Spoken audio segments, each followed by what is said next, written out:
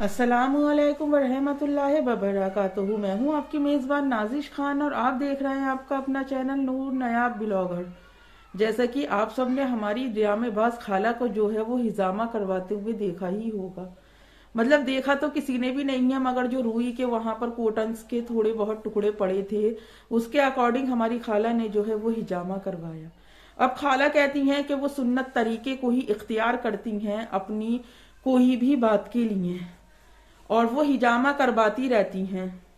15 दिसंबर से जब से खाला कुछ ज्यादा ही सुर्खियों में आई हैं, मैं अपने व्यूवर से, अपने सब्सक्राइबर से एक सवाल ये करना चाहती हूँ कि 15 दिसंबर से लेकर आज अल्हम्दुलिल्लाह जनवरी का महीना चल रहा है, क्या इस बीच में आपने कभी भी खाला को हिजामा करवाते हुए देखा है?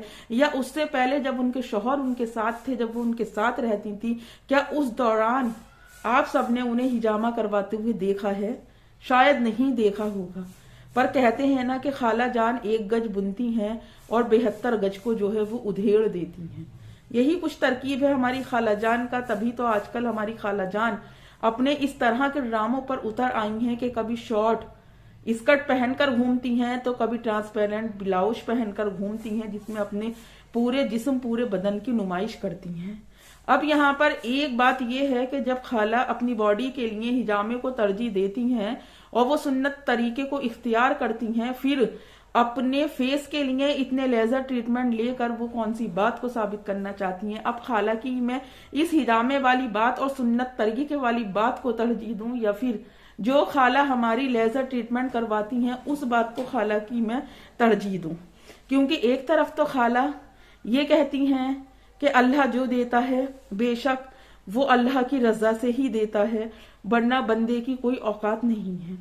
तो यहाँ पर मैं बता दूं खाला कि जब उस हिजामे को आप करवा रही थी, हिजामा करवाने के बाद इंसान की खुद की बॉडी इतना वीक फील करता है। इंसान आपकी तरह नहीं है कि हाथी घोड़ों की तरह कूदता फिरे और स्पाइसी खाने खाता फिरे। तो आंटी बुढ़ापे में अपनी इन 4 हड्डियों का प्लीज थोड़ा सा ध्यान रखें, और आपके झूठ को और आपकी बातों को अब हमारी पब्लिक जो है बहुत अच्छी तरह से समझ चुकी है। तभी तो आपके सब्सक्राइबर दिन ब दिन बढ़ रहे हैं, पर आपके व्यूज जो हैं वो डाउन में जा रहे हैं। इतना ही सुन्नत तरीका इख्तियार करना है और सुन्नत तरीके पर ही चलना है आंटी।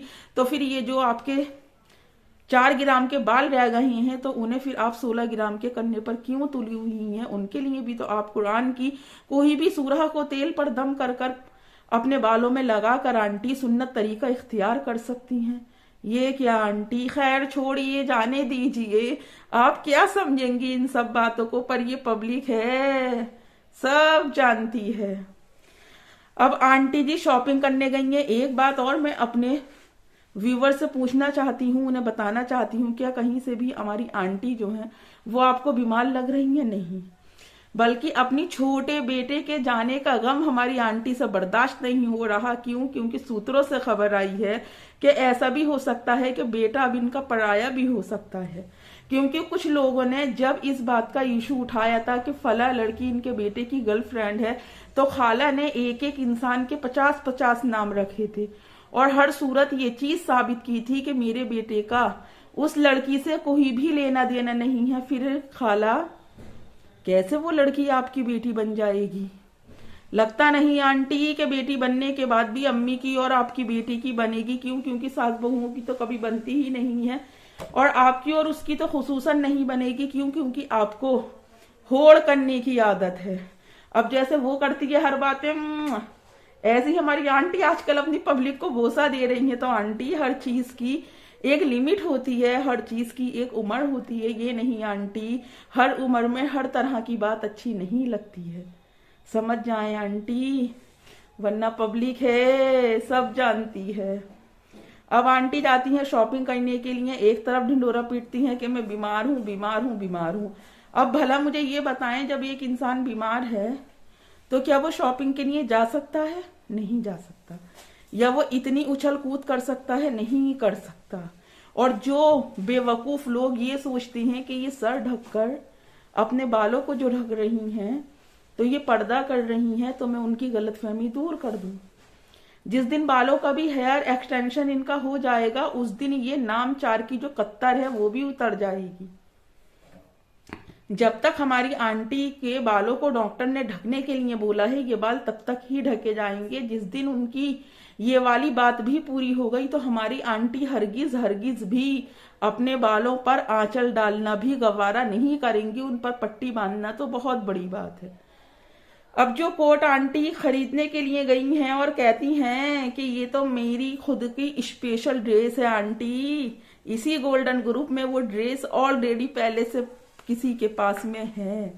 और किसके पास में है वो ड्रेस आंटी, ये बात भी आप बहुत बेहतर तरीके से जानती हैं। अगर किसी को नहीं पता है तो फिर मैं उसको कमेंट्स में इस बात का जवाब दे दूंगी कि जो ड्रेस हमारी आंटी और खाला जान पहने खड़ी हैं वो ड्रेस गोल्डन ग्रुप में किसी और के पास भी है।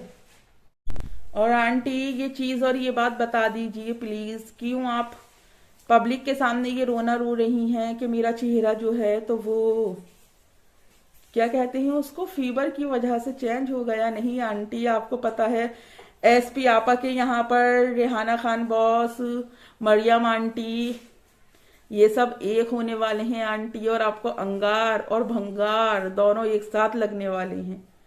अब आप, मुझे ये चीज समझ में नहीं आती, कहाँ तो आप एसपी आपा को अपनी बहन बहन कहकर मुखातिब क्या करती थी। आपका कोई ब्लॉग, कोई वीडियो भी अधूरा नहीं था जिसमें कि आपने उनका जिक्र अपनी बहन के तौर पर ना किया हो। आप उनकी कितनी तारीफें किया करती थी, पर आज उनको एक पद मिला। अपने पद का तो आपने इतना ढिंडोरा पीटा, इतना ढिंडोरा पीटा कि तौबा तौबा, ऐसा लग रहा था कि आप मोदी की असिस्टेंट बन गई। पर मुझे कहीं ना कहीं अब ऐसा लगता है कि आपसे ऊंचा अगर उन्हें पद मिला है तो आपको कम से कम जिक्र करना चाहिए था आंटी। उनको कांग्रेचुलेशंस का एक वीडियो बनाना चाहिए था। जिस तरह से पहले उनकी बात किए बगैर आपके ब्लॉग और वीडियो अधूरी थी, फिर इतने खुशी के मौके पर ऐसा कौन सा सांप सूंघ गया आंटी जो आपने अभी तक भी उन्हें इस चीज को लेकर विश नहीं किया। ये पब्लिक है आंटी, सब जानती है। अब लोगों का तो ये भी मानना है कि आंटी अगर उनको पद मिला है तो आपको कहीं ना कहीं जलन फील हो गई। क्यों आजकल आप अपने सोशल वर्क का भी कोई काम नहीं दिखा रही हैं, कोई चीज नहीं दिखा रही हैं। कहाँ रोज औरतें आपके पास में अपनी फरियाद लेकर आ रही थी, कहाँ हफ्तों के लिए उन औरतों ने आपको काम से ही बेदखल कर दिया। ऐसा क्या हुआ है आंटी? क्या आपको धड़क कामगार यूनियन से आंटी निकाल दिया गया है, या फिर अपने जलन और हसद की वजह से आप खुद ही वहां पर नहीं जा रही? कुछ तो बताइए आंटी। पब्लिक, आपके व्यूअर्स, आपके सब्सक्राइबर जिन्हें आप फैमिली मानती हैं, हेटर्स तो आपकी गिनती में ही नहीं आती हैं। पर आप ये चीज नहीं सोचती आंटी कि हेटर्स को आपसे हेट करने के बाद में क्या मिलेगा। हेटर्स आपसे हेट नहीं करते हैं आंटी, हेटर्स आपके बलबोलेपन से और जो आप ये नंगा नाच नाच रही हैं, जो अपने जिस्म की नुमाइश कर रही हैं, गरीबों की उर्फी जावेद बन रही हैं, इस बात से आंटी पब्लिक जो है तो वो आपको कमेंट्स करके अपनी राय देती है। उन लोगों को फिर आप अपनी हेटर्स वाली लिस्ट में लगती हैं आंटी। आपकी बात में कुछ मजा नहीं आता और ना ही आपकी बात जो है तो वो वजनदार लगती है। अब जब बेटे का आंटी शादी से पहले आपका ये हाल है कि उसकी जुदाई आपसे बर्दाश्त नहीं हो रही, आंटी शादी के बाद तो वैसे भी पूत पराए हो जाते हैं। सियाने कहते हैं कि जब बेटे की बहू विदा करके लाओ तो बेटे को पड़ोसी मान लो। फिर आंटी आपको तो डेली ही फेवर आया करेगा। फिर किस तरह से आप अपनी जिंदगी जीएंगी आंटी? और आपने फिर एक गलती कर दी कि आप अपनी इंग्लिश जबान को बोलते बोलते ये भी भूल गई आंटी कि वो बोर नहीं होती हैं, वो बेर होती हैं, बेर।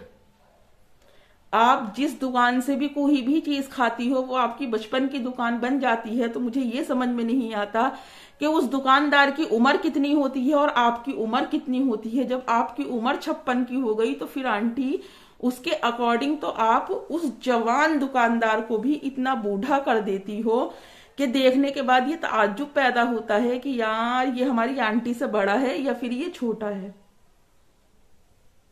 मकर संक्रांत मनाती हो आंटी, दीपावली भी मनाती हो, होली भी मनाती हो, सब चीज सबके धर्म के साथ एक साथ जुड़ जाती हो। इसका रीजन क्या है आंटी? इसका रीजन एक यही है, क्यों? क्योंकि आप खुद अपने धर्म की रिस्पेक्ट नहीं करती।